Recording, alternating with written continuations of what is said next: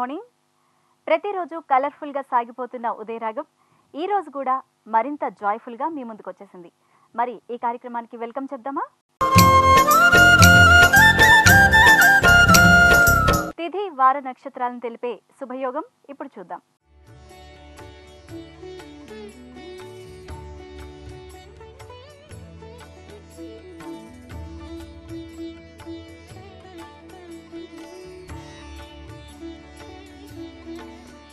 కాశీ విశ్వనాథ్. ఆయన ఒక మాటల మూట. సినీ, నాటక, కథ, నవల రచయిత, రంగస్థల దర్శకుడు కాశీ విశ్వనాథ్ తెలియని వారు ఉండరు అంటే అతిశయోక్తి కాదు. ప్రముఖ సాహితీవేత్త రాచకొండ విశ్వనాథ శాస్త్రి గారి స్ఫూర్తితో కథల రచనకు శ్రీకారం చుట్టిన ఆయన ఇక వెనుదిరిగి చూడలేదు. వెయిట్ లిఫ్టింగ్ క్రీడాకారుడైన కాశీ విశ్వనాథ్ స్పోర్ట్ కాలం రాస్తూ సాహితీ ప్రపంచంలోకి అడుగుపెట్టారు. 1968లో ప్రారంభమైన కాశీ విశ్వనాథ్ సాహితీ ప్రస్థానం ఇప్పటి వరకు నిరాటంకంగా కొనసాగుతూనే ఉంది.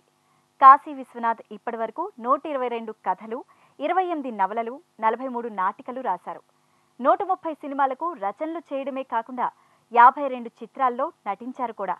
గత 4 దశాబ్దాలుగా విశ్వనాథ్ అందుకున్న అవార్డులు, పురస్కారాలకు లెక్కే లేదు. ప్రవేశించిన ప్రతి రంగంలోనూ విజయం సాధిస్తూ వచ్చిన కాశీ విశ్వనాథ్ ఈనాటి మన ఉదయరాగం ఆత్మీయ అతిథి. ఈనాటి మన ఉదయరాగం కార్యక్రమానికి విచ్చేసిన మన ఆత్మీయ అతిథి బహుముఖ ప్రజ్ఞాశాలి కాశీ విశ్వనాథ్ గారు. మరి ఆయన అనుభవాల్ని ఆయన మాటల్లోనే తెలుసుకుందాం. నమస్కారం అండి కాశీ విశ్వనాథ్ గారు. కాశీ విశ్వనాథ్ గారు, మీరు చాలా రంగాల్లో అంటే క్రీడా రంగం కానీ, సాహిత్య రంగం, నాటక రంగం, అలాగే సినీ రంగాల్లో ఇలా పలు రంగాల్లో గుర్తింపు తెచ్చుకున్నారు. అసలు ఇన్ని రంగాల్లోకి రావడానికి అసలు మొదట ఏ రంగంలో అడుగుపెట్టారు? అసలు మీ ప్రస్థానం ఎలా స్టార్ట్ అయింది? మొదట ఎలా స్టార్ట్ అయింది అంటే, నేను హై స్కూల్లో చదువుకున్నప్పుడే 2 నాటికలు ప్రదర్శించానండి. అందువల్ల నేను నటుడిగానే బేసిక్గా స్టార్ట్ అయ్యానని చెప్పాలి. ఆ తర్వాత స్పోర్ట్స్, నేను కాలేజీలోకి వెళ్ళినప్పుడు వెయిట్ లిఫ్టింగ్ ప్రాక్టీస్ చేస్తాం, అది స్టార్ట్ చెప్పొచ్చు. ఆ తర్వాత 1968లో ఈ రచనా వ్యాసంగం నేను ప్రారంభించానండి. ప్రారంభించిన తర్వాత ఆంధ్రజ్యోతి వారపత్రిక ఆఖరి పేజీలో క్రీడావని అని శీర్షికుండేది, క్రీడాకారుల గురించి. అది రాయడం ప్రారంభించాను. అది చదివిన చాలామంది, ఆ వ్యాసాలు చదివిన చాలామంది, మీ నా వ్యాసాలు చదువుతుంటే ఆ క్రీడాకారులు మా కళ్ళ ముందు ఆడుతున్నట్టుగా ఉంది, రాసిన విధానం చాలా బాగుంది, శైలి చాలా బాగుంది, ఎందుకు కథలు రాయకూడదు అంటూ ప్రోత్సహించాను. సరే, వాళ్ళ ప్రోత్సాహం నాకు మంచి ఉత్సాహాన్ని ఇచ్చి నేను కథలు రాయడం ప్రారంభించాను. ఆ కథలు రాయడం ప్రారంభించాక మొదటి కథ రాసాక రాచకొండ విశ్వనాథ శాస్త్రి గారు, ఆ ప్రఖ్యాత కథ రచయిత, ఆయన దగ్గరికి వెళ్ళి కొన్ని సూచనలు పొందామని చాలాసార్లు ప్రయత్నించాను. కానీ ఎందుకు చాలా కారణాల వల్ల ఆయన కలవడం కుదరలేదు. ఆంధ్రప్రభలో అప్పట్లో కథలో పడ్డమంటే చాలా పెద్ద ప్రఖ్యాతి. ఆంధ్రప్రభకు పంపించాను, అందరూ పబ్లిష్ అయింది కథ. ఆ కథ చదివిన ఆయన మా ఇంటికి వచ్చి మరి నన్ను ఆశీర్వదించి అభినందించారు. మీరు మీరు ఈ కథ అయినా మీరు నా గురించి తిరిగారు, ఇంకా మీరు ఎవరికి చూపించవలసిన లేదు, ఎందుకంటే మీరు ఆ స్థితిని దాటిపోయారని నాకు అర్థమైంది. నా ఇన్ఫ్లుయెన్స్ మీ మీద ఉన్నట్టు నాకు అర్థమవుతుంది. నిజమే, ఎందుకంటే అప్పుడు చాలా కథలు చదివాను. స్ఫూర్తి, ఆ ప్రభావం నుంచి బయటపడండి, మీరు కూడా మీ సొంత గొంతుతో బాగా మాట్లాడగలరని నాకు తెలిసింది, మాట్లాడడం రాయడం తెలిసింది, ఇక మీరు మీకు మంచి భవిష్యత్తు ఉంటుంది అన్నాడు. ఇక అక్కడి నుంచి నాకు 1000 ఏనుగుల బలం వచ్చి రాయడం ప్రారంభించాను. మంచి మంచి కథలు రాశానని చాలామంది పాఠకులు, విమర్శకులు, ఇలాంటి పెద్దవారు అంతా కలిసి నన్ను అభినందించారు. ఆ తర్వాత నాటకాలు చూడడానికి వెళ్తుండేవాడిని. నాటక పరిషత్తుల్లో చూడడానికి వెళ్తుంటే అక్కడ నాటకాలు వేస్తుంటే జనంలో స్పందన నాకు బాగా నచ్చింది. డైరెక్ట్ స్పందన, అది సినిమాలు కూడా ఉండదు. డైరెక్ట్ స్పందన, డైలాగ్ బాగుంటే నవ్వుతారు, కామెడీ డైలాగ్ వస్తే అలాగే మంచి డైలాగ్ ఉంటే చప్పట్లు కొడతారు. ఇవన్నీ చూశాక ఈ స్పందన నాకు కావాలనిపించింది. ఈ స్పందన నాకు కథల వల్ల రాదండి, అంటే నేను నాటకాలు రాయడం ప్రారంభించాను. దాంతో నా మొదటి నాటిక ఒక దీపం వెలిగిందని రాశానండి. ఆ నాటికే ఆంధ్రప్రదేశ్ సాహిత్య అకాడమీ అవార్డు వచ్చింది. అది నాకు చాలా మధురమైన అనుభూతి. మొట్టమొదటి నాటికే సాహిత్య అకాడమీ అవార్డు వచ్చింది. అంటే చాలా పరిషత్తులో ఉత్తమ రచన బహుమతి వచ్చాయి, దాంతోపాటు సాహిత్య అకాడమీ అవార్డు కూడా నాకు వచ్చింది. అక్కడి నుంచి నాటకాలు బాగా ఎక్కువ రాయడం ప్రారంభించాను, కథలు రాస్తున్నాను. నవలలు కొంచెం లేటు, 1976 వరకు నేను నవలలు రాయలేదు. 76లో విశాలాంధ్ర పబ్లిషింగ్ హౌస్ వారు సిల్వర్ జూబ్లీ చేసుకుంటూ నవలల పోటీ పెట్టారు. అప్పుడు వాళ్ళు ఏంటంటే, తెలుగు నవల దారి తెప్పిపోయి ఎక్కడెక్కడో ఉద్యానవనాల్లోనూ ఆకాశ వీధుల్లోనూ విహరిస్తోంది, వాస్తవాలకు దూరంగా వెళ్ళిపోయింది, ఎన్నో అట్టడుగు జీవితాలు, బడి వర్గాలు చాలామంది ఉన్నారు, వాళ్ళ జీవితాలకు అర్థం పట్టిన రచనలో మంచి శిల్పం మంచి శైలి ఉన్న వాటికి మేము ఆహ్వానం పలుకుతున్నాం అని ప్రకటన ఇచ్చారు. అది నాలో ప్రేరణ కలిగించి మొదటిసారి నవల రాశాను. అది కన్నీటికి నోరొచ్చింది. అందులో కూడా నా ప్రైజ్ వచ్చింది, ద్వితీయ బహుమతి. దాంతో మరింత ఉత్సాహంగా ఇప్పటికి 28 నవల్స్ రాశానండి. తర్వాత ప్రేరణ అంటే సినిమాలు కూడా అదే ప్రేరణ అండి, నాటకాలే. 1974లో అప్పటికి గ్రేట్ కమెడియన్ రాజ్బాబు గారు, అందరూ తెలుసు, ప్రేక్షకులందరూ తెలుసు. ఆయన తన బర్త్డేని మెడ్రాస్లో 3 రోజుల పాటు చాలా ఘనంగా జరుపుకున్నారు. జరుపుకొని ఆయన నాటకాల నుంచి వెళ్ళిన మనిషి కావడం వల్ల ఆంధ్రాలో పేరు మోసిన 3-4 సంస్థలు నాటక సమాజాలు వాళ్ళని పిలిచి వాళ్ళ చేత నాటకాలు వేయించారు. అందులో ఒక సంస్థ మాది. మేము ఒక దీపం వెలిగిందనే నాటకాలు వేసాం, నేను కూడా నటించాను. అది జనాలకు బాగా పట్టింది. పట్టేటప్పటికి సినిమా పెద్దలు చూశారు, ఎవరికి కాశీ విశ్వనాథ్ అనే ప్రశ్న వచ్చింది. తర్వాత నెక్స్ట్ ఇయర్ కూడా రాజబాబు బర్త్డే నాడే అక్టోబర్ 20వ తారీఖునే మాకు అవకాశం ఇచ్చారు. మనసున్న మనిషి నాటకం ఆడారు. నాటకం ఆడేటప్పటికి అది కూడా చాలా విజయవంతంగా ఆడాం. ఆడేటప్పటికి అందరూ ఎవరికి కాశీ విశ్వనాథ్ అన్నారు. అలా అవడం వల్ల 79 వచ్చేటప్పటికి బాగా నేను కావాలి అనే ఒక పరిస్థితి వచ్చింది. 79లో మళ్ళీ కళాసాగర్ సంస్థ అని మెడ్రాస్లో ఉండేది.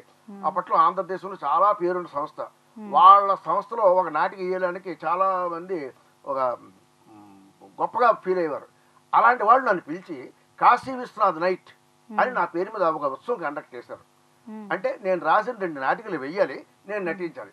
ఆ ప్రకారంగా నేను మీరైతే ఏం చేస్తారు అనే నాటిక ఒకటి, ఓటున్న ప్రజల కోడిదండాలు అనే నాటిక ఒకటి 2 ప్రదర్శించారు. దాంతో అప్పుడు చూసిన ప్రొడ్యూసర్లు నాకు వారి తదుపరి పిక్చర్లో 1980 జనవరిలో నాకు అవకాశం ఇచ్చారండి. దాంతో అది రామాయణంలో పిడకలవేట సినిమా పేరు. ఆ సినిమా ఎప్పుడైతే చిన్న కాస్టింగ్తో తీశారో తక్కువ బడ్జెట్లో అది మంచి విజయం సాధించింది. అందులోనూ నా డైలాగుల్లో కొంచెం కొత్తదనం కనిపిస్తుందనే పత్రికలను రివ్యూ ఇచ్చుకోవడం, జనం కూడా మెచ్చుకోవడంతో నా లైన్ ఓపెన్ అయిపోయింది. సినిమా రచయితగా స్థిరపడ్డాను. స్థిరపడిన నాటకాలు రాస్తున్నాను, ఇంకా కథలు రాస్తున్నాను, నవళ్ళు రాస్తున్నాను, సినిమాలు రాస్తున్నాను, రేడియో కార్యక్రమాలు రాస్తున్నాను. ఏ మీడియాను వదలలేదు. అంటే సినిమా రచయితగా, సినీ రచయితగా కొనసాగుతూ నటుడిగా కూడా కొనసాగుతున్నారు. మరి మొదటి అవకాశం ఎలా వచ్చింది? నన్ను మరి అప్పుడు అవకాశం ఇచ్చిన నిర్మాతలు నన్ను నటుడిగా కూడా చూశారు కాబట్టి వాళ్ళ మొదటి చిత్రంలో నాకు ముఖ్యమైన పాత్ర ఇచ్చారండి. దాంతో నటుడిగా రచయిత కూడా ఒకే సినిమా, మనకు ఒకే సినిమా రామాయణంలో పిడకలవేటలో చేశానండి. ఆ తర్వాత కొన్ని సినిమాలు చేశాను. చేసిన తర్వాత నాలోనే రచయిత డామినేట్ చేశాడు. దాంతో మరి ఎక్కడ ఒక పక్క నటిస్తుంటే ఇంకో పక్క రాయడం కష్టమైపోతుంటుంది కదా. నేను ఇన్ని సినిమాలు వస్తాయని అనుకోలేదండి. దాంతో కొన్ని సినిమాలు నటిస్తూనే కొన్ని సినిమాలు రాశాను. అయినప్పటికీ నేను త్వరగా రాసిన 124 సినిమాలు, కానీ నటించినవి మాత్రం 37 సినిమాలే. అంచేత నటుడికి సెకండ్ ఇంపార్టెన్స్ వచ్చింది. ఇప్పుడు పూర్తి ఇంపార్టెన్స్ ఇచ్చి నటుడికి కూడా పని కల్పిద్దాం ప్రయత్నం చేస్తున్నాను. ఉదయరాగం కార్యక్రమంలో ఒక చిన్న విరామం. తిరిగి కార్యక్రమానికి స్వాగతం. మనకి అనుగ్రహ ఫలాలను అందించడానికి శ్రీ శ్రీ శ్రీ లలితా త్రిపుర సుందరి పీఠం పీఠాధిపతి శ్రీ తటవర్తి అప్పలరాజు శర్మ గారు సిద్ధంగా ఉన్నారు. ఇప్పుడు అనుగ్రహ ఫలాలను చూద్దాం.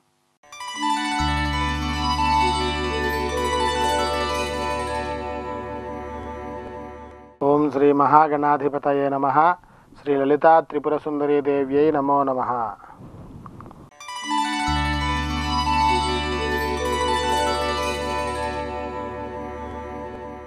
మేషరాశి వారు చేసేటువంటి ప్రతి కార్యాల్లో కూడా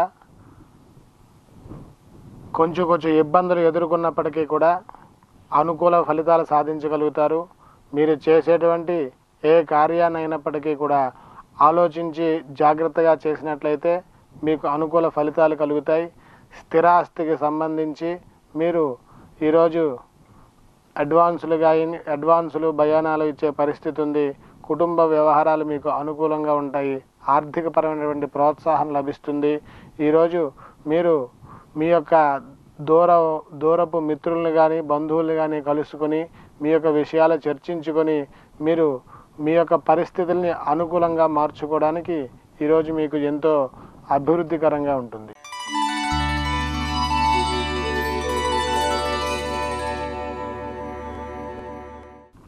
వృషభ రాశి వారు చేసేటువంటి కార్యాల్లో అభివృద్ధిని పొందుతారు. మీరు ఉద్యోగ వ్యవహారాలలో మీకు మీ అధికారుల మన్ననలు కలుగుతాయి. ప్రమోషన్లు అవి కూడా వస్తాయి. మీరు చేసేటువంటి కార్యాల్లో మీరు అభివృద్ధిని సాధిస్తారు. వ్యాపార వ్యవహారాలు మీకు అనుకూలంగా సాగుతాయి. మీ పిల్లల దుడుకు ప్రవర్తన, మీ కుటుంబ వ్యవహారాలలో మీరు విన్న కొన్ని సంఘటనలు మీకు మానసిక సంఘర్షణకి గురి చేస్తాయి. వాటిని మీరు అధిగమించినట్లయితే ఈరోజు మీకు మంచి ఫలితాలు కలుగుతాయి. తదుపరి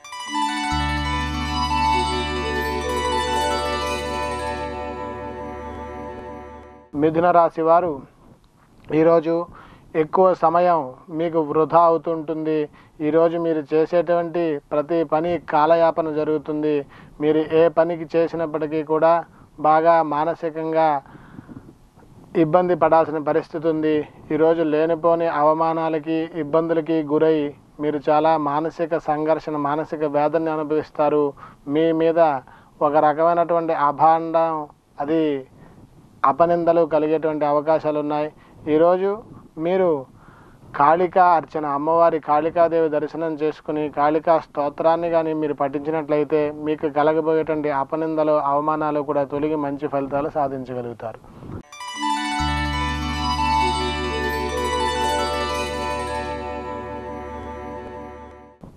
కర్కాటక రాశి వారు ఈరోజు చేసేటువంటి కార్యాల్లో అనుకూల ఫలితాలు సాధించి మీరు పెట్టేటువంటి పెట్టుబడులు మీకు ఉన్నత శిఖరాలకు చేరుస్తాయి. ఈరోజు మీరు స్థల క్రయ విక్రయ విషయాల్లో చేసేటువంటి నిర్ణయాలు మీకు మంచి అభివృద్ధిని, అనుకూల ఫలితాలని, లాభాలని సాధించి పెట్టగలవు. మీ భాగస్వామిక వ్యవహారాల్లో మీ సహచరుల సహాయ సహకారాలు మీకు లభిస్తాయి. వెంటనే చేసేటువంటి పనులు మీకు ఈరోజు మంచి శుభాన్ని అందిస్తాయి.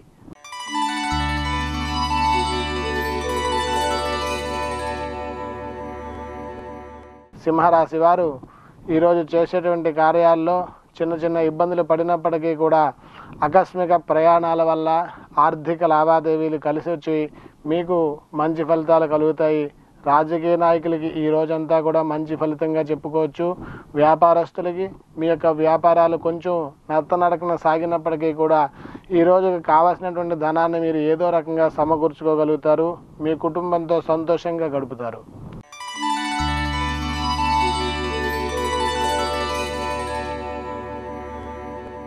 కన్యా రాశి వారు ఈరోజు వెంటనే మీరు చేసేటువంటి కార్యాలు వెంటనే నిర్ణయాలు తీసుకోవాల్సి వస్తుంది. మీ వాళ్ళు అందరూ కూడా మిమ్మల్ని ఒంటరిగా చేసి గాబరా పెడతారు.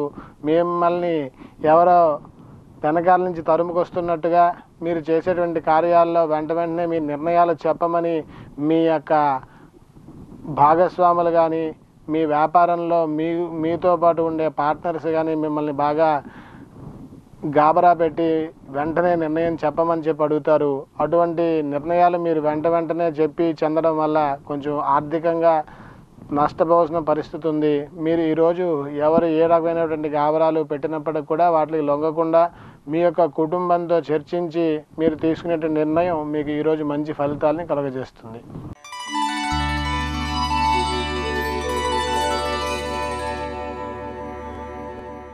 తులారాశి వారు ఈరోజు దైనందిన జీవితంలో చేసేటువంటి ప్రతి కార్యంలో కూడా అనుకూల ఫలితాలు సాధిస్తారు. వ్యాపారస్తులకు బాగుంటుంది. ఉద్యోగస్తులకు అనుకూల ఫలితాలు కలుగుతాయి. స్త్రీలకు కొంచెం మీ యొక్క అత్తగారి దగ్గర నుంచి, భర్త దగ్గర నుంచి కూడా అనుకూల ఫలితాలు కలిగి మీ యొక్క కోరికలు వాళ్ళు నెరవేర్చే పరిస్థితి ఉంది. కుటుంబ సౌఖ్యాన్ని, కుటుంబం వాళ్ళతో మన్నల్ని కూడా మీరు ఈరోజు పొందుతారు. అందరికీ కూడా ఈ తులారాశి వారు ఈరోజు చేసేటువంటి ప్రతి కార్యంలో విజయాలు సాధిస్తారు.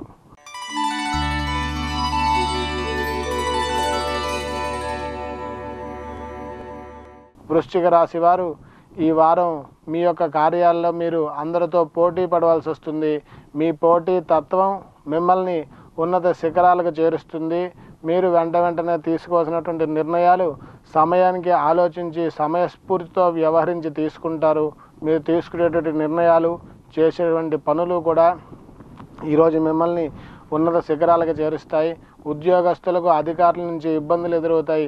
ఈ మానసికమైనటువంటి పరిస్థితి దాటడానికి మీరు సుబ్రహ్మణ్య స్వామికి విభూతితో అర్చన చేసినట్లయితే అధికారుల నుంచి చిరు చిరు ఉద్యోగస్తులు పడాల్సినటువంటి కష్టాలు తొలగి శుభం కలుగుతుంది.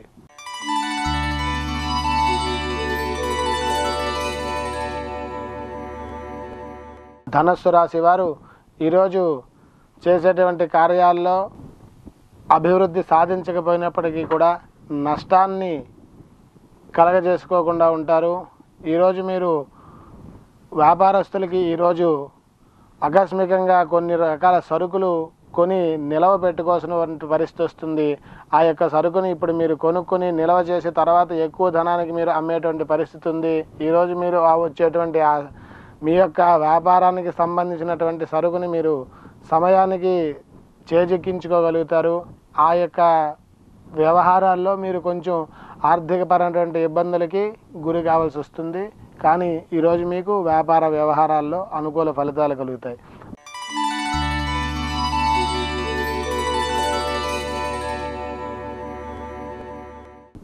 మకర రాశి వారు ఈరోజు చేసేటువంటి కార్యాల్లో అభివృద్ధిని పొందుతారు. షేర్ మార్కెట్కి సంబంధించి వ్యాపారాలకు సంబంధించి ఉత్సాహంగా మీ యొక్క కార్యాలు ఉంటాయి. మీరు తీసుకునేటువంటి నిర్ణయాలు మీకు మంచి ఫలితాన్ని కలుగజేస్తాయి.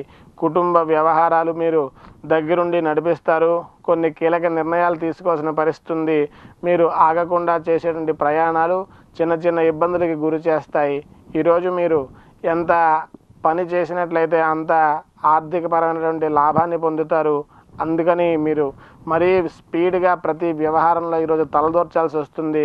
అలా పరిస్థితులు వచ్చినప్పటికీ కూడా మీరు మీ శక్తిని నమ్ముకొని మీరు చేయగలిగిన కార్యాల్లో మాత్రమే మీ యొక్క అభివృద్ధిని దృష్టిలో పెట్టుకొని అన్ని పనులు కాకుండా కొన్ని పనులే మీరు వ్యవహారంగా లౌక్యంగా చేసినట్లయితే ఈరోజు మీకు మంచి ఫలితాలు పొందుతారు.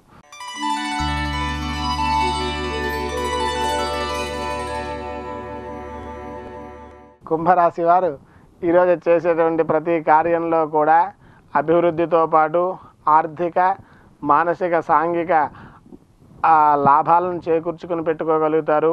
మీరు ఈరోజు ఎంతో కాలంగా ఎదురు చూస్తున్నటువంటి ఆస్తి వ్యవహారాలు ఒక కొలిక్కి వస్తాయి. కానీ కొన్ని కోర్టు వ్యవహారాల్లో కానీ తగువుల్లో కానీ చిక్కుకొని మీరు కొంచెం పోలీసు వ్యవహారాల్లో కూడా తగువులు తంటాల్లో చిక్కుకొని కొంచెం ఇబ్బంది పడాల్సిన పరిస్థితి వస్తుంది. అయినప్పటికీ కూడా చివరికి మీదే విజయం కలుగుతుంది. ఈరోజు కుటుంబ వ్యవహారాలన్నీ కూడా శుభ్రంగా సాగుతాయి. సినీ, టీవీ రంగాల వాళ్ళకి అనుకూల పరిస్థితులు ఈరోజు గోచరిస్తూ ఉన్నాయి.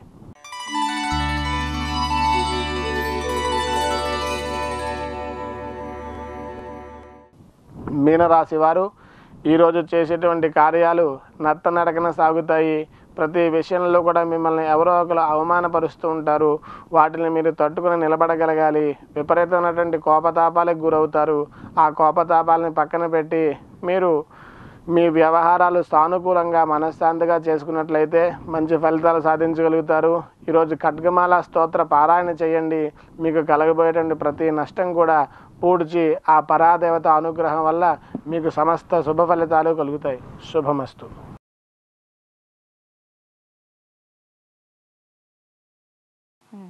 అంటే మీరు ఈ రచనల్లో ఎన్ని రంగాల్లో పలు రంగాల్లో రచనలు చేస్తున్నారు. ఈ రచనలు మీరు రాయడానికి కారణం మీ ఫ్యామిలీ బ్యాక్గ్రౌండ్ ఏమన్నా ఉందా? మీ నాన్నగారు కానీ మీ తాతగారు కానీ? లేదండి, లేదు. ఎందుకంటే మా కుటుంబంలో ఎవరు సాహిత్యం జోలికి వెళ్ళినది లేదు. మొదటి వ్యక్తి నేనే. మరి ఎలా కలిగిందో నాకు తెలియదు. కానీ అందులోనూ చాలామందికి ఆశ్చర్యకరమైన విషయం ఏంటంటే దీనికి ముందు నేను వెయిట్ లిఫ్టర్ అని కూడా చెప్పాలి. నేను national champion of weight lifting అని. నేను పోర్ట్ ట్రస్ట్లో ఉద్యోగం చేసేవాడిని. అందులో జిమ్నాజియం ఒకటి కట్టారండి. ఆ జిమ్నాజియం కోచ్గా నన్ను పార్ట్ టైం కోచ్గా అపాయింట్ చేశారు. ఇలా బరువులు ఎత్తుకునే వ్యక్తి సాహిత్యం రాయడం ఏంటనే విమర్శ కూడా వచ్చింది. అంటే మన వాళ్ళకి పెద్ద నమ్మకం శారీరకమైన బలం ఉండేవాడికి బుద్ధి బలం ఉండదని, మరి ఉంటుందని నిరూపించాం కదా. ఇప్పుడు మంచి మెదడు మంచి శరీరంలోనే ఉంటుందని వాళ్ళు చెప్తున్నారు. అయినా మన ఇండియన్స్ కూడా పెద్ద నమ్మకం. అందుచేత అయితే ఆ నమ్మకం అపోహ అని చెప్పి మనం నిరూపించాం అనుకోండి. అందుచేత మా కుటుంబంలో ఎవరు నాకు సహకరించలేదండి. సహకరించే వాళ్ళకి అవకాశం లేదు. అంటే మీ నాన్నగారు ప్రోత్సహించేవాళ్ళు కాదా? నా కొడుకు ఇంత మంచి రచనలు చేస్తున్నారు, ఇంత మంచి పేరు తెచ్చుకున్నారు, చేసిన ప్రతి దానిలో అంటే మొట్టమొదటి నాటికలో కానీ సాహిత్యంలో కానీ ఇంత అవార్డులు రివార్డులు సొంతం చేసుకుంటున్నారని మీ నాన్నగారు ఎప్పుడన్నా ప్రోత్సహించిన సందర్భం? లేదండి, మా నాన్నగారు సంతోషించేవారండి. ఆయనకి సాహిత్యం గురించి తెలియదు, సంతోషించేవారు. అతను ఆ కొడుకు గురించి నలుగురు గొప్పగా చెప్తే, ఏంటి మా అబ్బాయి గురించే చెప్తారు వీళ్ళు, అంతపాటి వాడయ్యాడా అనే ఒక ఆశ్చర్యం తప్ప అడ్డేం పెట్టలేదండి. కాకపోతే ప్రోత్సహించడానికి లేదు, వదిలేశారు. ఆ తర్వాత నలుగురు వచ్చి మీ వాడు కథ రాశాడు బాగుంటే వీడే అని సంతోషించారు తప్ప ఆ ఒక సంతోషం నాకు చాలండి. అంతకుమించి వాళ్ళు ప్రోత్సహించలేదు. బయట వాళ్ళే మొదట్లో నన్ను నిరుత్సాహపరిచిన వాళ్ళు కూడా బయట వాళ్ళు ఉన్నారండి. తర్వాత నేను బంతితో పోల్చుకునేవాడిని అండి. బంతిని చూడండి, మరి ఎంత కసిగా కింద కొడితే అంత పైకి వెళ్తుంది. పట్టుదల ఉన్న మనిషి అంత పైకి వెళ్తాడు. నన్ను నేను బంతితో పోల్చుకుని అలాగే పైకి వచ్చాను.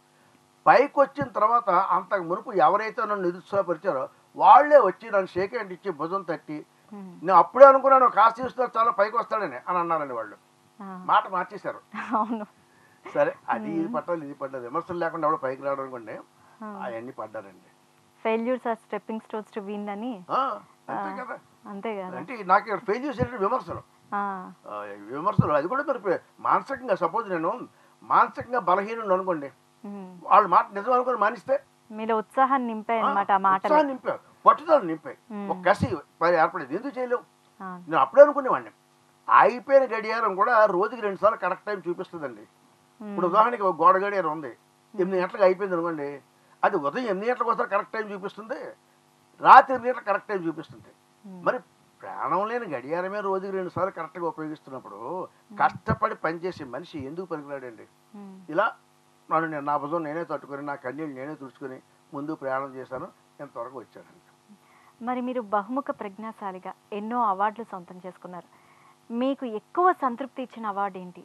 ఇంకా నాకు టాలెంట్ ఉండి నాకు ఈ అవార్డు రాలేదే అని బాధపడ్డ అవార్డు ఏమన్నా ఉందా? నాకు వచ్చిన అవార్డులు అన్నీ నాకు సంతోషం కలిగించడమే. అందులో ఒకటి ఎక్కువ ఒకటి తక్కువ అని కాదు. ఎందుకంటే సాహిత్యంలో చెప్పాలంటే ఆంధ్రప్రదేశ్ సాహిత్య అకాడమీ అవార్డు చాలా గొప్పదని అన్నారు, అది వచ్చింది. తర్వాత నంది అవార్డులు ప్రారంభించిన తర్వాత నంది అవార్డు పొందితే అది గొప్ప అన్నారు, అది వచ్చింది. 2 సంవత్సరాలు 3 నంది అవార్డులు వచ్చాయి నాకు. సినిమా నంది అవార్డు వచ్చింది, నాటక నంది అవార్డు వచ్చింది. ఒక యూనివర్సిటీ చేత గొప్ప రచయిత అనిపించుకుంటే చాలా రాజాస్థానంలో సన్మానం పొందినట్టే అన్నారు. మరి పొట్టి శ్రీరాములు తెలుగు విశ్వవిద్యాలయం వారు 2007వ సంవత్సరానికి ఉత్తమ రచయిత పురస్కారం ఇచ్చారు. అలాగే మరి కథల్లో ప్రైజులు వస్తే చాలా గొప్ప. ఇప్పటికి 11 సార్లు కథా రచయితగా ప్రైజులు తీసుకున్నాను. నవల రచయితగా 7 సార్లు తీసుకున్నానండి. నాటక రచయిత అయితే పరిషత్తులో కొన్ని 100 సార్లు తీసుకున్నాను, బయట కూడా తీసుకున్నాను. ఇట్లా నేను గెలుచుకున్న ప్రతి అవార్డు నాకు గొప్పగానే లెక్క. క్రీడారంగంలో కూడా అప్పటి క్రీడారంగంలో ఉన్నప్పుడు ఓ జిల్లా ఛాంపియన్ అవుదాం అనుకున్నాను, అయిపోయాను.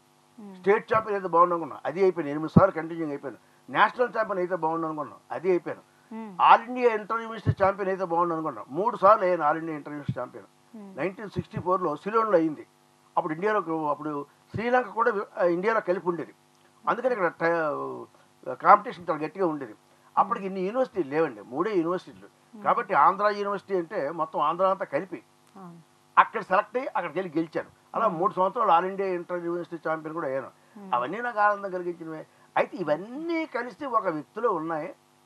పైగా నేను ఈ శతాబ్దపు విశిష్ట కథా రచయితలు 97 మంది కథాసాగర్ వాళ్ళు ఎంచి మా 97 మంది కథల్ని ఒక పుస్తకం వేశారు, కథాసాగర్ అని. ఆ పుస్తకానికి Andhra Pradesh public service commission group 1 mains text బుక్గా పెట్టారు. అప్పుడెంత ఆనందం కలిగింది. అలాగే ఈ శతాబ్దంలో దాదాపు 15,000 నాటికలు ప్రదర్శించబడ్డాయని, అందులోంచి విశాలాంధ్ర పబ్లిషింగ్ హౌస్ వాళ్ళు ఉత్తమ సామాజిక ప్రయోజనం కలిగిన నాటికలు అంటూ 58 నాటికలు సెలెక్ట్ చేశారండి. అందులో నేను రాసిన మీరైతే ఏం చేస్తారు కూడా ఉంది, అది 1971లో రాశాను. మరి ఈ శతాబ్దపు విశిష్ట కథా రచయితల్లో ఒకనయ్యాను, ఈ శతాబ్దపు విశిష్ట నాటక రచయితల్లో ఒకనయ్యాను. ఇది ఒక సంతోషమేనండి. ఏది తక్కువ కాదు, ఏది ఎక్కువ కాదు. ఇక రాలేనిది ఏదైనా ఉందంటారా అంటే, ఇప్పుడు ఇన్ని అవార్డులు ఒకే వ్యక్తి రావడం వల్ల స్పోర్ట్స్లో కానీ నటనలో కానీ, యాక్టర్గా ఉత్తమ హాస్యనటుడిగా తీసుకున్నాను, సపోర్టింగ్ యాక్టర్ తీసుకున్నాను, ఉత్తమ దర్శకుడిగా తీసుకున్నాను, అన్ని రంగాల్లో తీసుకున్నాను. కాబట్టి ఇప్పుడు నాకు నా మిత్రులు అంటారు, ఇక్కడ రావాల్సింది ఒకటే ఉందిరా నీకు, డాక్టరేట్ అంటారు. ఏదైనా యూనివర్సిటీ వాళ్ళు మరి నా అర్హతలను పరిశీలించి డాక్టరేట్ ఇస్తే ఈ జీవితానికి ఒక సంపూర్ణత కలగజేస్తుంది అనుకుంటాను. అది కూడా భగవంతుడయ్యే. మీరు ఇన్ని రంగాల్లో రాణిస్తున్నారు, మీకు ఎక్కువ సంతృప్తినిచ్చిన రంగం ఏది?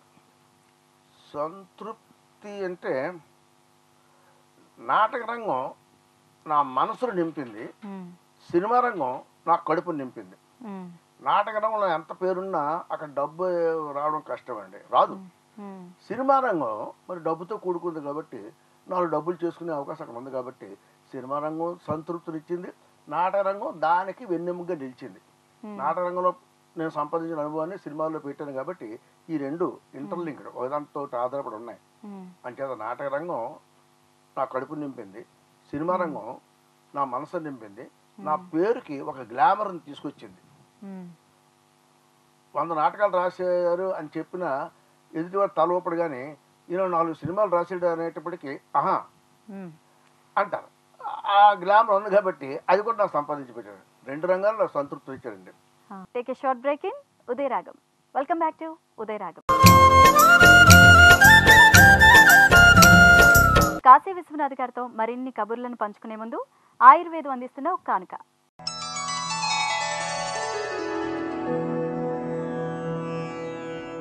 కీళ్ల నొప్పులు, సయాటికా, నడుం నొప్పికి తక్షణ నివారణ అమవాత రివటి. ఖర్జూరాలు, సొంఠి, కరక్కాయ పై బెరడు, వసకొమ్ములు వీటన్నింటినీ తెచ్చుకొని మెత్తగా దంచుకొని ఈ పొడిలన్నింటినీ ఒకటి చేసి ఒక సీసాలో భద్రపరుచుకొని రోజూ తాగే టీకి బదులుగా బాగా మరగబెట్టిన పాలలో ఈ పొడిని కలుపుకొని తాగండి. ఇలా చేయడం వల్ల కీళ్ల నొప్పులు, సయాటికా, నడుం నొప్పులు తగ్గడమే కాకుండా శరీరంలో ఎముకలు గట్టిపడి బలంగా ఉంటాయి. ఓకేనండి, మరి మీరు అప్పటి నుంచి అంటే 1980 నుంచి సినిమా రచయితగా కొనసాగుతున్నారు. అప్పటి కాలానికి ఇప్పుడు వస్తున్న సినిమాలకి ఏమన్నా వ్యత్యాసం ఉందా? దీని గురించి మీరేమంటారు? ఉంది. ఎందుకంటే అప్పటికి ఇప్పటికైనా ఎందుకంటున్నానంటే సినిమా అనేది వర్తమాన సమాజానికి అర్థం పట్టేదిగా ఉండాలండి. ఇప్పుడు 1960 నాటి సినిమాలు ఉన్నాయి, ఆనాటి సమాజానికి అర్థం పట్టే. 70లో ఆ కాలం నాటి అర్థం పట్టే. అలాగే ఇప్పుడు సినిమాలు ఏంటంటే సమాజంలో వస్తున్న మార్పులు మీరు గమనిస్తూనే ఉన్నారు. టెక్నికల్గా ఎంతో పెరిగాం, వైజ్ఞానికంగా ఎంతో పెరిగాం, కానీ మానసికంగా ఎక్కడికో వెళ్ళిపోతున్నామండి. మానవ సంబంధాలు బలహీనం అయిపోతున్నాయి. తల్లిదండ్రుల మీద మునుపున్న గౌరవాలు ఇప్పుడు లేవు. అంచేత అలాగే ఆడపిల్లల విషయంలో కూడా అప్పుడు కొన్ని సమస్యలు ఉండేవి. ఆడదాన్ని చదివేందుకు ఉద్యోగాలు చేయాలా, ఊళ్ళు వెళ్ళాలా అనేవి పెట్టారు. అది ఒకటే సమస్య.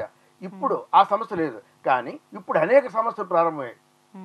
ఆడపిల్ల మొహం మీద యాసిడ్లు వేసేయడం, పట్టపగలే గొంతుకులు కోసేయడం, గ్యాంగ్ రేపులు, లైంగిక వేధింపులు ఇలాంటివన్నీ ఉన్నాయి. కాబట్టి ఇవన్నీ ఇప్పుడు కథా వస్తువులుగా మారుతున్నాయి.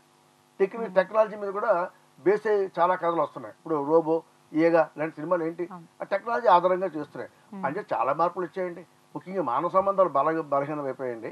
మునుపు కుటుంబ గాథల్లో కలిసి ఉంటే కల సుఖం అనే సూత్రాన్ని మేము చెప్పేవాళ్ళం అండి. అందరూ కలిసి ఉండాలనేది. అలా చెప్తే తప్ప ఇప్పుడు సినిమాలు చూడలేదండి 1975 ప్రాంతం వరకు. తర్వాత అప్పుడు ఉమ్మడి కుటుంబ వ్యవస్థ బలంగా ఉండేది. తర్వాత క్షీణదశ చేరుకుంది. ఇప్పుడు ఏం చేస్తున్నాం? మాకు ఇప్పుడు అది కూడా సినిమాలు రాశాను నేను. కలిసి ఉండి ద్వేషించుకోవడం కంటే విడిపోయి ప్రేమించుకోవడం మంచిది కదా అని వయా మీడియాగా ఒక సూత్రాన్ని మేము చెప్తున్నాం. అంటే ఎవరి జీవితంలో గడుపుదాం, వారంకి వస్తారో 15 రోజులకు వస్తారో అందరం కలుసుకుందాం స్నేహితుల్లాగా అని ఒక వయా మీడియాని ఇస్తున్నాం. ఆ రకంగా మరి చెప్పాల్సి వస్తుంది ఇప్పుడు జనరేషన్కి. అలాగే తెలుగు భాష విషయంలో కూడా మీరు అనుకుంటున్నారు. అప్పుడు తెలుగు భాషని తెలుగువాడు అసహించుకునే పరిస్థితులు లేదండి. అందరూ ప్రేమించుకొని ఇంకో అసలు ఆలోచన లేదు. మన అందరం తెలుగు మీడియంలో చదవాలి. ఇప్పుడు ఏమైంది? తెలుగు భాష మాకు ఎందుకు పనికిమాలిన భాష అని చెప్తున్నవాడు ఎవడో తెలుగువాడే చెప్తున్నాడు. పైగా వాడు డిఫరెంట్ లాజికల్ రాస్తున్నాడు. అవి రాసింది నేను. 56 అక్షరాలు ఉన్న తెలుగు భాషను చదువుకున్న ఆంధ్రుడు ఆంధ్ర రాష్ట్ర సరిహద్దులు దాటితే తెల్లమోహం వేస్తున్నాడు. 49 అక్షరాలు ఉన్న హిందీ భాష చదివినవాడు ఇండియాలో ఎక్కడైనా సరే బతికేయగలుగుతున్నాడు. కానీ 26 అక్షరాలను ఇంగ్లీష్లో చదివినవాడు యావత్ ప్రపంచాన్ని తన వైపు తిప్పుకుంటున్నాడు. అది వేరే పరిస్థితి. ఇది ఇంగ్లీష్ని సపోర్ట్ చేయడం లేదు, ఉన్న పరిస్థితి ఇది. అంటే నేను వయా మీడియాకి ఏం చెప్తున్నాను, కనీసం మీ పిల్లలకి సెకండ్ లాంగ్వేజ్గా తెలుగు నేర్పించండి. తెలుగును దూరం చేయకండి. మన భాషని, మన మాతృభాషని మనమే తక్కువ చేస్తున్నాం. అవునమ్మా, మనమే కాదు, ఇంకెవరు లేదు. అక్కడ కర్ణాటక చూడండి నెత్తివి పెట్టుకున్నారు మాతృభాషను, తమిళ్ చూడండి నెత్తివి పెట్టుకున్నారు. అంచేత భార్య లాంటి ఇంగ్లీష్ని ప్రేమించండి, కానీ తల్లి లాంటి మాతృభాషని ఓల్డేజ్ హోమ్కి తగిలేకండి మహాప్రభు అని మనవి చేస్తున్నాం. ఇది ఈ కాలం ఉన్న సినిమాలో కానీ ఎక్కడికైనా వస్తున్నాయి. ఈ మధ్యన క్రైమ్ సినిమాలు అంటే బాగా ఎక్కువ చూస్తున్నారు. అప్పట్లో క్రైమ్ సినిమాలు అంతగా చూసేవారు కాదు. అంటే మనుషుల మనస్తత్వంలో మార్పులు వచ్చాయి. మరి ఇటు దృష్టిలో పెట్టుకుని మనం కొనసాగాలి. ఎక్కువ ఫ్యామిలీ ఓరియంటెడ్ మూవీస్ ఎక్కువ చూసేవాళ్ళు వచ్చేవండి. అప్పుడు ప్రజలు అవి ఆదరించేవారు. ఇప్పుడు ఆదరిస్తున్నారు తక్కువ. క్రైమ్ అంటే చూసి ప్రేక్షకుల తాలూకా సంఖ్య కొద్ది తగ్గిందండి. అంటే ఉన్న విషయం ఏంటంటే టెలివిజన్ రాక మునుపు వచ్చిన తర్వాత అని మనం చిన్న గీత తీసుకుంటే, ఇప్పుడు టీవీ వచ్చిన తర్వాత మా సినిమాలకే థియేటర్కి వచ్చి చూసేవాళ్ళ సంఖ్య తగ్గింది కదండి. ఇంటి దగ్గర చాలా సీడీలు చూసేస్తున్నారు, లేదా 4 రోజులు అయితే సినిమా వచ్చేస్తుంది. అయితే ఇప్పుడు ఏంటంటే మునుపు మాకు ఎక్కువ మంది లేడీస్ వచ్చేవారండి సినిమాలు. అంటే మేము రాసేటప్పుడు కూడా తీసేటప్పుడు కూడా లేడీస్ని దృష్టిలో పెట్టుకునేవాడిని. ఓ సెంటిమెంట్ తీసుకొచ్చి నేను తీసుకొచ్చినా సరే లేడీ ప్రేక్షకులు ఎక్కువ కాబట్టి వాళ్ళని రంజింపజేస్తే సినిమా ఎక్కువ రోజులు ఆడేది. టెలివిజన్ వచ్చాక ఆడవాళ్ళు ఎక్కువగా టీవీ కార్యక్రమాలకి అభిమానిస్తున్నారు. చాలా కార్యక్రమాలు, ఒక సీరియల్సే కాదండి, ఇంకా చాలా కార్యక్రమాలు వస్తూ వాళ్ళ కాలక్షేపం దాంతో జరిగిపోతుంది. ప్రత్యేకించి వాళ్ళు టీవీ వదిలి సినిమా థియేటర్ రావాలంటే ఏదో ఒక ప్రత్యేకత సినిమాలో ఉండాలి. ఇప్పుడు చూసేవాళ్ళు అంచేత అప్పుడు లేడీస్కి ఇష్టమైన సినిమాలు తీసేవాళ్ళం. ఇప్పుడు చూసేవాళ్ళు ఎక్కువ మంది కుర్రాళ్ళు అయినంత మాత్రం చేత యాక్షన్ సినిమాలు లేదా లవ్ సినిమాలు చూడడం అని కాదండి, నెగటివ్ రోల్స్ ఎక్కువగా చూస్తారండి. వాళ్ళ కుర్రాళ్ళకి నచ్చే సినిమాలు కొన్ని ఉన్నాయండి. వాటిని వాళ్ళు ఏ కోణంలో సెంటిమెంట్ లైక్ చేస్తున్నారో ఆ కోణం సినిమాలు రావాలి. ఉదాహరణకు బొమ్మరిల్లు, పరుగు, ఆకాశమత్, కొత్త బంగారు లోకం, నువ్వు వస్తానంటే వద్దంటానా, ఇలాంటి కొన్ని సినిమాలు ఉన్నాయండి. ఆ కుర్రాళ్ళు మరి సినిమాలే కదా. మరి ఆ కుర్రాళ్ళకి మన సెంటిమెంట్ అమ్మా అనేక కోణాలు ఉన్నాయి. అందులో యువకుల కోణం ఒకటి ఉంది. అది పసిగట్టగలిగిన వాళ్ళు అయితే రచయిత దర్శకులు పసిగలిగితే ఆ తరహా సినిమాలు వస్తాయి. అది కుర్రాళ్ళు చూడరని కాదు, చూస్తారు. అంటే ప్రతి సినిమాలో మంచి ఉంటుంది, చెడు ఉంటుంది. ఫస్ట్ చెడుతో స్టార్ట్ అయ్యి మంచి అనేది చెప్తున్నారు. 13 చెడు చెప్పి ఆఖరి 2 డైలాగులు మంచి చెప్తే అది రిసీవ్ చేసుకోవడం లేదండి. అందుచేత చాలా మార్పు వచ్చింది. మరి ఇప్పుడు ప్రస్తుతం ఉన్న యువత ఎక్కువగా సినీ ఫీల్డ్ వైపు ఇంట్రెస్ట్ చూపిస్తున్నారు. మరి వాళ్ళకి మీరు ఇచ్చే అడ్వైస్ ఏంటి? ఈ మధ్య నా దగ్గర కూడా చాలా మంది వస్తున్నారు సినిమాలు తీయాలనే. ఎందుకంటే ఫిల్మ్ ఇప్పుడు అక్కర్లేదు, సినిమా తీసేదానికి డిజిటల్ కెమెరాలు ప్రారంభమయ్యాయి. డిజిటల్ కెమెరాలో ఫిల్మ్ అక్కర్లేదు, ఆ ఖర్చు ఉండదు. అంటే అప్పుడు చాలా మంది ఈ షార్ట్ ఫిల్మ్ అంటే చాలా తీస్తున్నారు.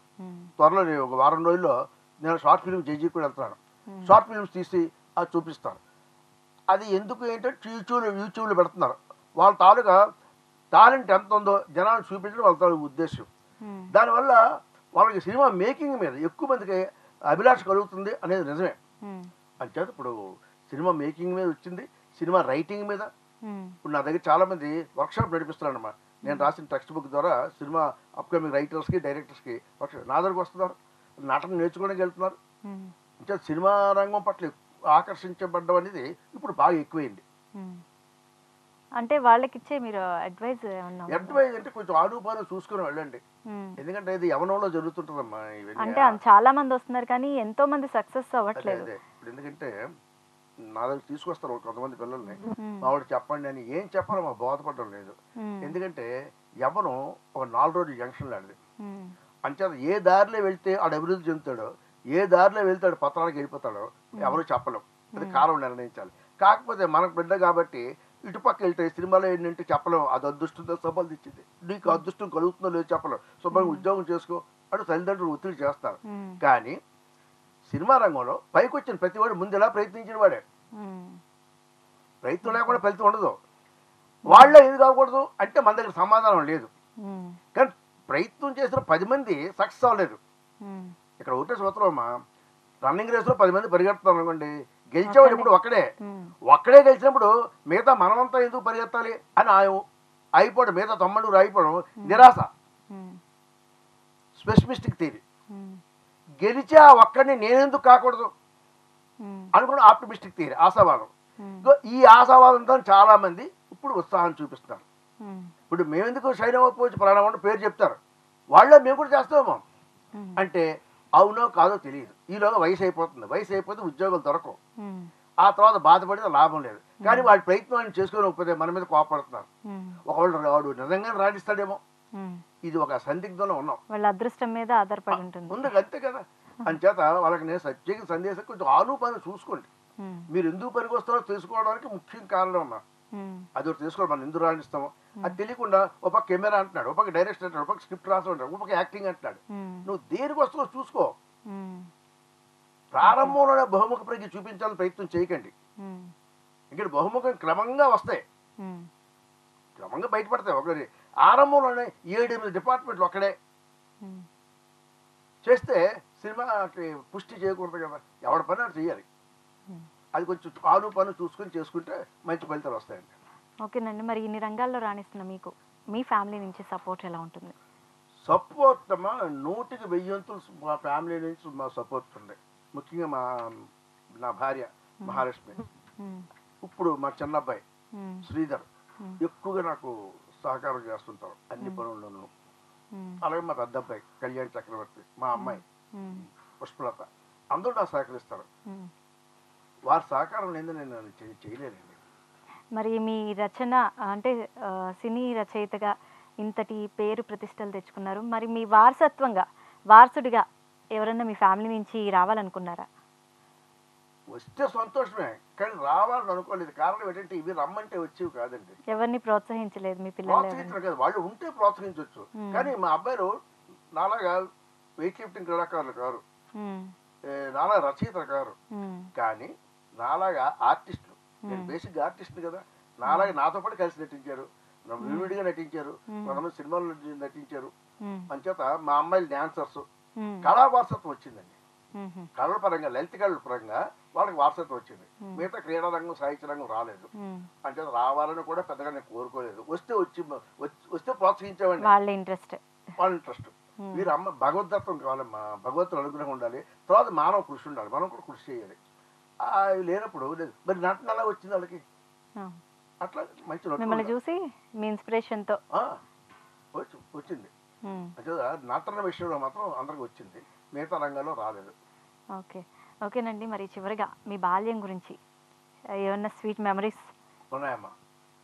బాల్యంలో అంటే విశాఖపట్నం పెరగడం, నేను వ్యక్తిగా పెరగడం ఒకేసారి జరిగింది.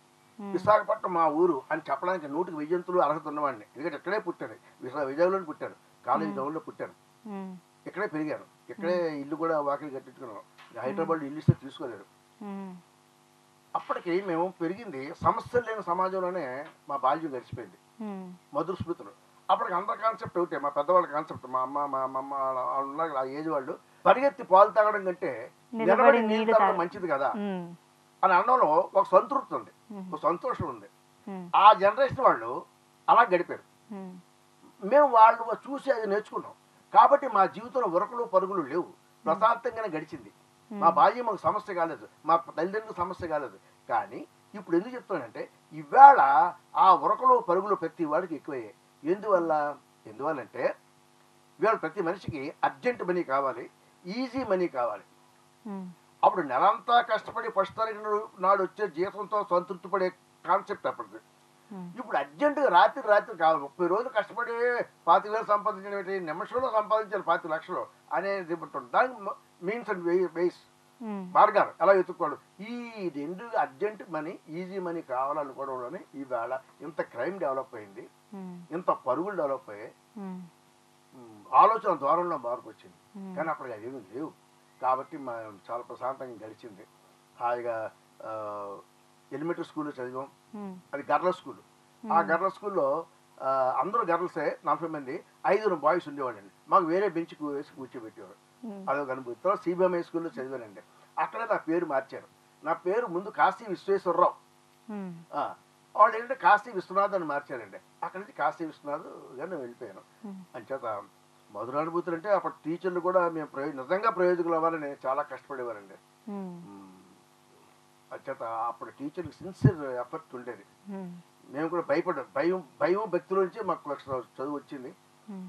ఇక్కడే చదివాను. నాకు విశాఖపట్నం బాగా ఇష్టం, బాగా ప్రేమ. ఆంధ్ర యూనివర్సిటీలో చదివాను. అంచేత నా బాల్యం టోటల్గా నా బాల్యం మధుర స్మృతి. ఓకేనండి. కాశీ విశ్వనాథ్ గారు, మీ స్వీయ అనుభవాల్ని మాతో మా స్టూడియోకి వచ్చి షేర్ చేసుకున్నందుకు ధన్యవాదాలు తెలియజేస్తున్నామండి. నమస్కారం. ఎందరో మహానుభావులు అందించిన సుభాషితాలను ఆణిముత్యాలుగా ఏరి కూర్చి మీకోసం అందిస్తున్నాం. ఆణిముత్యాల్లో ఒక మంచి మాట ఇప్పుడు చూద్దాం.